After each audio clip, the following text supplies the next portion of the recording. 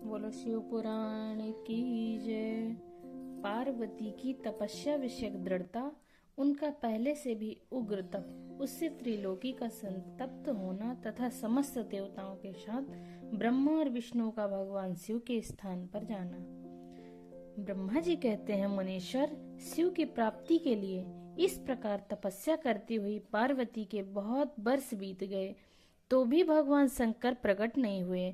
तब हिमाचल, मैना, मेरु और मंदराचल आदि ने आकर पार्वती को समझाया और शिव की प्राप्ति को अत्यंत दुष्कर बताकर उनसे यह अनुरोध किया कि तुम तपस्या छोड़कर घर को लौट चलो। तब उन सब की बात सुनकर पार्वती ने कहा, पिताजी, माताजी तथा मेरे सभी बांधव, मैंने पहले जो बात कही थी उसे क्या आप लोगों ने भुला दिया है? अस्तु इस समय भी मेरी जो प्रतिज्ञा है उसे आप लोग सुन लें। जिन्होंने रोज से कामदेव को जलाकर भस्म कर दिया है, वे महादेव जी यद्यपि विरक्त हैं, तो भी मैं अपनी तपस्या से उन भक्त वत्सल भगवान शंकर को अवश्य संतुष्ट करूंगी। आप सब लोग प्रसन्नता पूर्वक अपने अपने घर को जाएं। महादेव जी संतुष्ट होंगे ही, इससे अन्यथा विचार की आवश्यकता नहीं है। जिन्होंने कामदेव को जलाया है, उन्होंने इस पर्वत के वन को भी जलाकर भस्म कर दिया है। उन भगवान शंकर को मैं केवल तपस्या से यहीं बुलाऊंगी। महाभागगण, आप यह जान लें कि महान तपोबल से ही भगवान सदाशिव की सेवा सुलभ हो सकती है। मैं आप लोगों से सत्य सत्य कहती हूँ। सुमधुर भाषण करने वाली पर्वत राजकुमारी शिवा, माता मेनका, भाई मैनाक, पिता हिमालय और मंदराचल आदि से उपर्युक्त बात कहकर शीघ्र ही चुप हो गई। शिवा के ऐसा कहने पर वे चतुर चालाक पर्वत गिरिराज सुमेरु आदि गिरिजा की बारंबार प्रशंसा करते हुए अत्यंत विस्मित हो जैसे आए थे वैसे ही लौट गए। उन सबके चले जाने पर सखियों से घिरी हुई पार्वती मन में यथार्थ निश्चय करके पहले से भी अधिक उग्र तपस्या करने लगी। मुनिश्रेष्ठ, देवताओं, असुरों, मनुष्यों और चराचर प्राण सहित समस्त त्रिलोकी एवं महती तपस्या से संतप्त हो उठी। उस समय समस्त देवता, असुर, यक्ष, किन्नर, चारण, सिद्ध, सांद, मुनि, विद्याधर, बड़े बड़े नाग, प्रजापति, कुहाक तथा अन्य लोग महान से महान कष्ट में पड़ गए, परंतु इसका कोई कारण उनकी समझ में नहीं आया। तब इंद्र आदि सब देवता मिलकर गुरु बृहस्पति से सलाह ले बड़ी विह्वलता के साथ सुमेरु पर्वत पर मुझ विधाता के शरण में आए। उस समय उनके सारे अंग तप्त हो रहे थे। वहां आ मुझे प्रणाम कर उन सभी व्याकुल और कांतिहीन देवताओं ने मेरी स्तुति करके एक साथ ही मुझसे पूछा, प्रभु, जगत के संतप्त होने का क्या कारण है? इसका यह प्रश्न सुनकर मन ही मन शिव का स्मरण करके विचार पूर्वक मैंने सब कुछ जान लिया। इस समय विश्व में जो दाह उत्पन्न हो गया है, वह गिरिजा की तपस्या का फल है। यह जानकर मैं उन सब के साथ शीघ्र ही क्षीरसागर को गया। वहां जाने का उद्देश्य भगवान विष्णु से सब कुछ बताना था। वहां पहुंचकर देखा भगवान श्रीहरि सुखद आसन पर विराजमान है। देवताओं के साथ वहां हाथ जोड़कर प्रणाम पूर्वक उनकी स्तुति की और कहा, महाविष्णु, तपस्या में लगी हुई पार्वती के परम उग्र तप से संतप्त हो हम सब लोग आपस में आपकी शरण में आए हैं। आप हमें बचाइए, बचाइए। हम सब देवताओं की यह बात सुनकर शेष सैया पर बैठे हुए भगवान लक्ष्मीपति हमसे बोले। श्री विष्णु ने कहा, देवताओं, मैंने आज पार्वती की तपस्या का सारा कारण जान लिया है, अतः तुम लोगों के साथ अब परमेश्वर शिव के समीप चलता हूँ।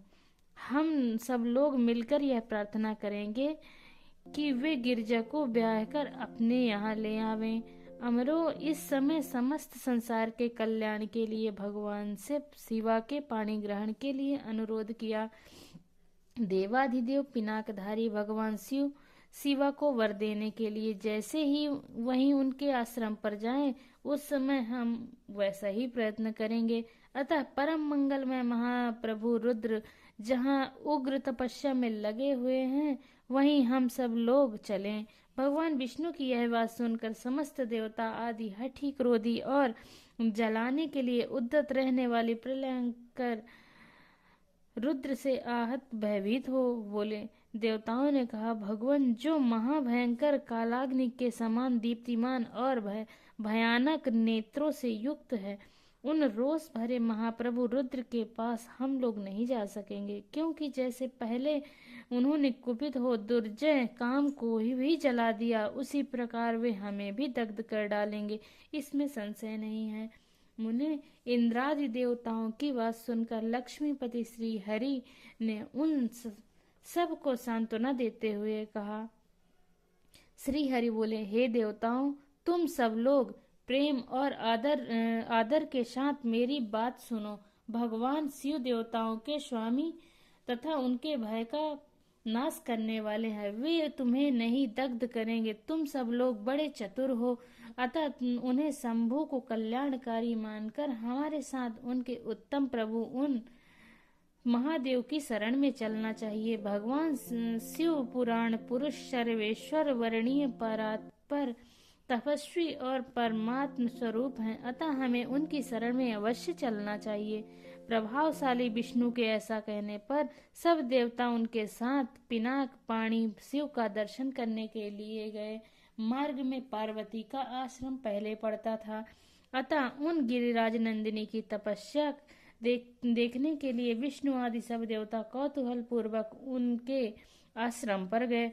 पार्वती के श्रेष्ठ तप को देखकर सब देवता उनके उत्तम तेज से व्याप्त हो गए। उन्होंने तपस्या में लगी हुई उन तेजोमयी जगदम्बा को नमस्कार किया और साक्षात सिद्धि स्वरूपा शिवा देवी के तप की भूरी भूरी प्रशंसा करते हुए वे सब देवता उन स्थान पर गए जहाँ भगवान वृषभध्वज विराजमान थे। मुने, वहां पहुंचकर सब देवताओं ने पहले तुम्हें उनके पास भेजा और स्वयं ये मदन दहनकारी भगवान हर से दूर ही खड़े रहे। वे वहीं से वह देखते ही रहे, भगवान शिव कुपित हैं या प्रसन्न। नारद, तुम तो सदा निर्भय रहने वाले और विशेषता शिव के भक्त हो, अतः तुमने भगवान शिव के स्थान पर जाकर उन्हें सर्वथा प्रसन्न देखा।